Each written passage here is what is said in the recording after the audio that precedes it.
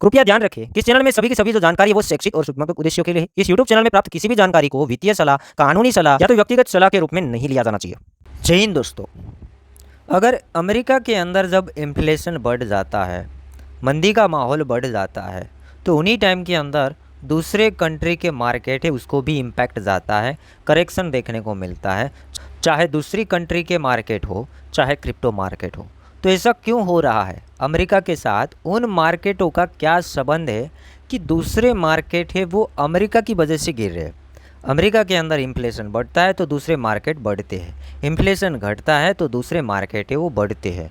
तो connection simple सा है, आप खुद सोचिएगा कि हमारे इंडिया की मैं बात कर दूंगा कि इंडिया वाले छोटे से लेके बड़े लोग सबसे ज़्यादा पैसा कहाँ पे इन्वेस्ट करते हैं? उसका सिंपल सा आंसर है, बैंक के अंदर पैसा रखते हैं, एफडी करवाते हैं या तो कैश रखते हैं। बट अमेरिका के अंदर एकदम से उल्टा है compare to other country. America के अंदर बच्चा जब 10 साल 12 साल 13 साल का हो जाता है तब उसे उसके ही घर वाले स्टॉक मार्केट के बारे में या तो अदर जो मार्केट है उसके बारे में नॉलेज देना शुरू करते हैं। बच्चे अपनी पॉकेट से जो पैसा बचता है, पॉकेट मनी जो मिलता है, उनमें से भी जो पैसा बचता है वो बैंक से ज़्यादा स्टॉक मार्केट या तो अदर मार्केट या तो क्रिप्टो मार्केट के अंदर वो लोग पैसा निवेश करते हैं। वो पैसा बहुत कम बैंक के अंदर रखते हैं, ज़्यादा से ज़्यादा पैसा है वो दूसरे मार्केटों के अंदर वो लोग निवेश करते हैं। ऐसे आंकड़े, अमेरिका जैसे आंकड़े दूसरे आपको एक भी देश के अंदर, एक भी कंट्री के अंदर देखने को नहीं मिलेगा। जैसे मैंने इंडिया की बात की, स्टॉक मार्केट के अंदर 2-3% लोग होंगे जो स्टॉक मार्केट के अंदर पैसा निवेश करते हैं, बाकी जो पैसा है अपने बैंक में रखते हैं। अब दूसरे मार्केट क्यों गिरते हैं उसका सीधा रिप्लाई है, जो अमेरिका वाले लोग हैं, एक तो ज़्यादा इन्वेस्टर है, मैक्सिमम लोग पैसा एक तो बैंक में रखते नहीं है, पैसा डालते हैं मार्केट के अंदर। अब वो कोई भी मार्केट हो सकता है, इंडियन मार्केट के अंदर भी अमेरिकन जो इन्वेस्टर है वो होते हैं।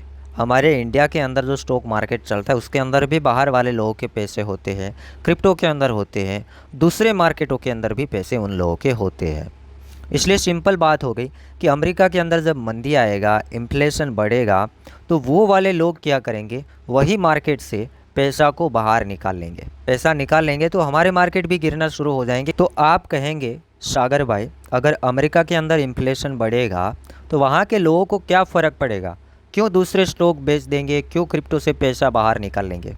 उसका आंसर सिंपल है कि जो जो लोगों ने मार्केट के अंदर पैसा इन्वेस्ट कर रखा है, अमेरिकन लोगों ने, मैक्सिमम वहाँ पे वो देखने को मिलेगा कि उन लोगों ने लोन लिया है, क्योंकि अमेरिका के अंदर लोन आसानी से मिल जाता है। एक तो वो बैंक में पैसा रखते नहीं है, ऊपर से उससे लोन है वो आसानी से मिल जाता है। पैसा रखते नहीं है, पैसा बैंक से वो लेते हैं, क्योंकि वो दूसरे मार्केट के अंदर इन्वेस्ट किया जाए और प्रॉफिट बनाया जाए, इसलिए अमेरिका आगे है। तो अमेरिका के अंदर लोन है आसानी से मिल जाता है। और लोन के जो परसेंटेज होते हैं नॉर्मली, यहाँ पर मैं फेड रेट की बात करूँगा तो मिनिमम यहाँ पर देखें 0 से 0.25%, मतलब 0% रेट पे भी उसको लोन मिल जाता है। तो क्यों ना वो लोन क्यों नहीं लेंगे, वो लोन ले लेते हैं। मैक्सिमम बात करेंगे तो एवरेज इसका 1 से 2% है वो ब्याज दर होता है। तो वो लोन ले लेंगे और लोन लेके क्या करेंगे, पैसा बढ़ाने के लिए दूसरे मार्केटों के अंदर इन्वेस्टमेंट करेंगे। फिर अमेरिका के अंदर जब इन्फ्लेशन बढ़ता है, मंदी बढ़ता है, तो वहाँ की गवर्नमेंट क्या करती है, ये लोन की जो ब्याज दर है वो बढ़ाती जाती है। 1 में से 2% कर देती है, 2 में से 3, 4, 5, 6%, देखिए अभी 5.5% चल रहा है। तो जिसने लोन लिया है वो क्या करेगा, उसे 0% मिला था और अब उसको 5% देना पड़ रहा है। तो उसे लगेगा कि अब मैं इसको लोन है वो रीपे कर देता हूँ। लोन रीपे करने के लिए क्या करेंगे वो लोग, जहाँ पे भी उसका इन्वेस्टमेंट हो रखा है, जहाँ पर भी उसका इन्वेस्टमेंट हो रखा है वहाँ से वो पैसा बाहर निकाल लेंगे। तो सिंपल हो गया कि दूसरे मार्केट गिरेंगे और इसको ए लोन है वो रीपे कर देंगे। अब यहाँ पर हम बात करेंगे, जैसे आपने थंबनेल के अंदर देख लिया कि अमेरिका की चालाकी और बुल रैली कब आएगा क्रिप्टो मार्केट के अंदर, ये आंकड़े देखने के बाद कुछ अलग से यहाँ पर लॉजिकली बात करेंगे।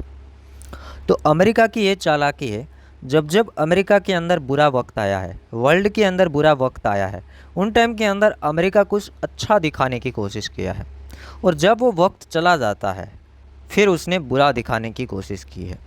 फॉर एग्ज़ाम्पल यहाँ से हम शुरू करें तो कोरोना काल आया था, कोविड-19। उन टाइम के अंदर मंदी वगैरह सभी जगह पे चल रहा था, जॉब नहीं थी, उन टाइम के अंदर काम धंधा चल ही नहीं रहा था। तो क्या होगा, मंदी का माहौल होना चाहिए या नहीं होना चाहिए? बिल्कुल होना चाहिए। कोविड-19 2020 की हम बात करेंगे तो उन टाइम के अंदर उन लोगों को रेट बढ़ाने चाहिए थे, लोन को महंगे करने चाहिए थे, बट उसने अच्छा दिखाने की कोशिश की कि हमें कोई प्रॉब्लम नहीं है। उन लोगों ने ऊपर से जो रेट था 1-1.5% के आसपास रेट था, वो रेट को घटा के उसने 0 से 0.25% कर दिया, मतलब 0 के बराबर ब्याज दर कर दिया और पैसा देना शुरू किया, लोगों को लोन देना शुरू किया। उठा लो लोन, जितना चाहो उतना उठा लो। तो 2020 के अंदर कोरोना होने के बावजूद भी लोगों ने दबा के लोन उठाया हुआ है, दबा के लोन उठाया। प्रॉब्लम था तो पैसा आया कहाँ से? मनी प्रिंटिंग भी हो सकता है और वो आगे जाके उसको रिकवर भी करना पड़ेगा।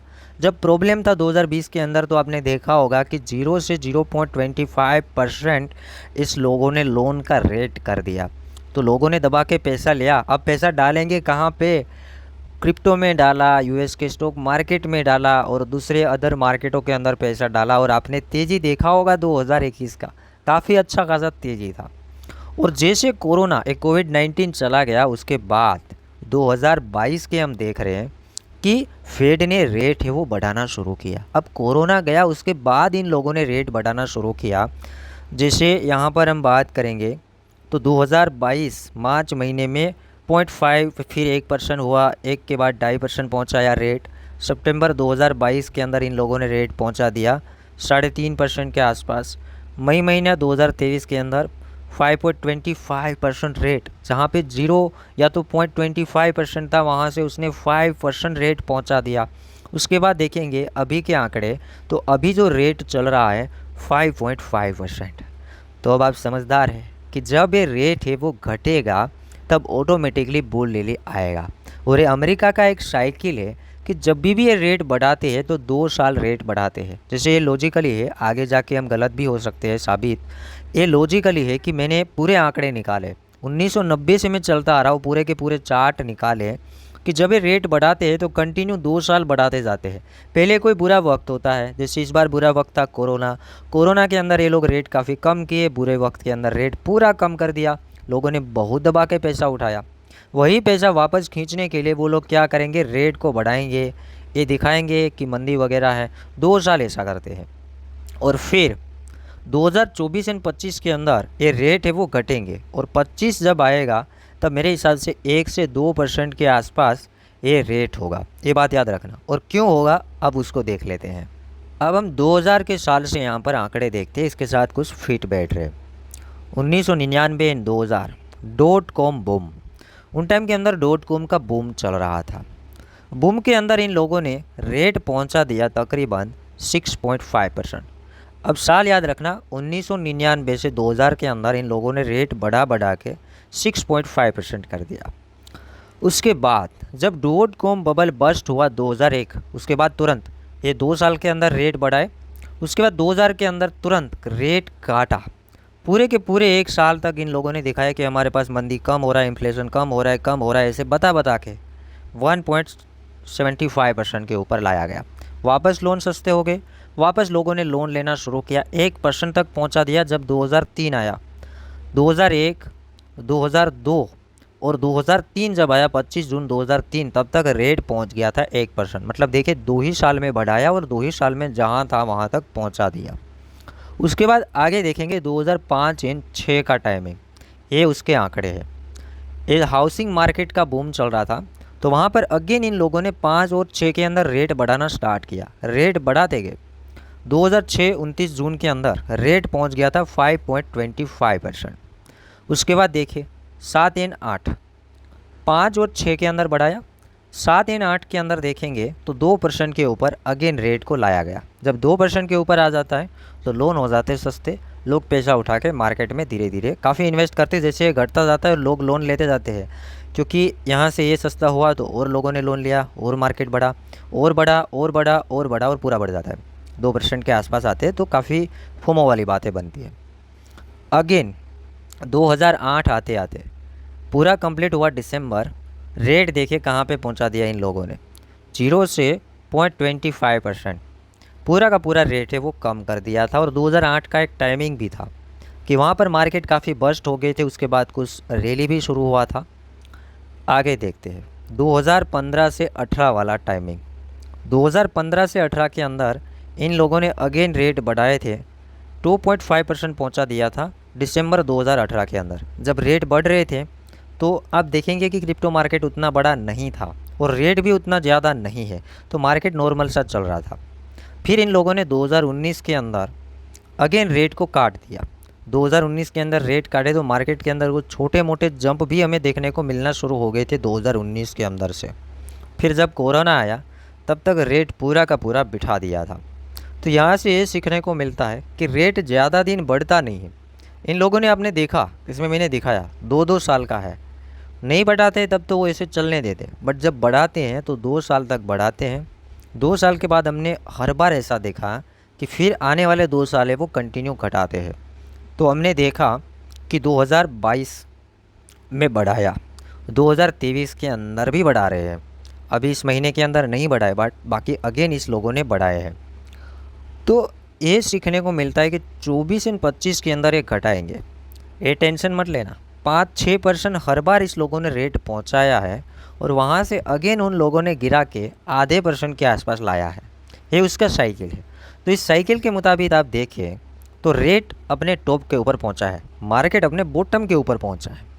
अब रेट का जो दम है वो ख़त्म हो गया कि रेट 5-6% काफ़ी है, इन लोगों ने बार बार 6% पहुँचाया। वही टाइम होता है कि मार्केट में ख़रीदने का टाइमिंग होता है। फिर ये लोग क्या है, रेट घटाते जाएंगे और मार्केट बढ़ता जाएगा।